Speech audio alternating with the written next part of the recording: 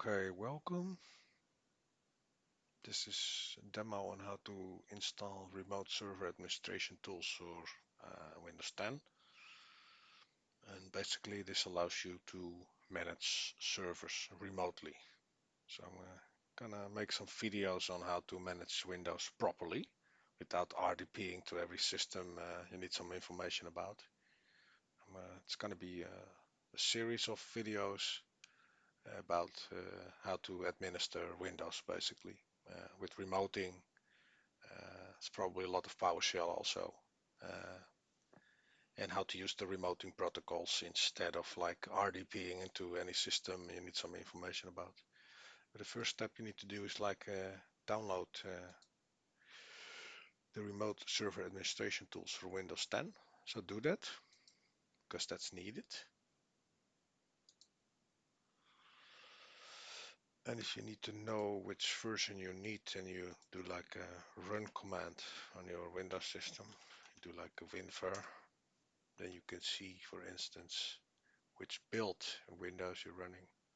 I'm running 1803, for instance, here. Still an old version, I guess. So I go to download and I check the 1803, and of course I have 64 bits. So I'm gonna download that one. I select to open it, basically. That will take you to the installation of the administration tools. It's pretty straightforward. Okay, so you open it, you need to install the update, of course. It will take some time. I always like to have the task manager in the background open. It's basically sort of overview always if there's something happening, you know. You can also specify here if you have like several processors. You see like the overview per CPU. It's a lot nicer. As well as like if there's a lot of disk I/O, you will see that here as well. I always like that because when your system is slow, at least you can see, you know, it's pretty busy at the moment. So when you see this is like the Windows Update installer, there's the virus scanners interrupting. So that's all good.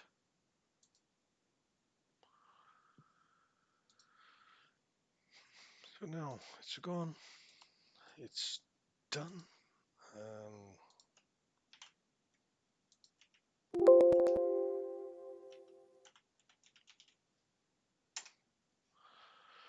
And you should have like a lot of stuff here to manage Windows servers now remotely. Like failover clustering. There's a lot of other stuff.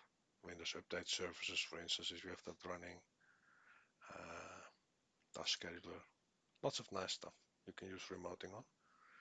And the next videos will all be about remoting on how to utilize these tools and also on how to do PowerShell stuff.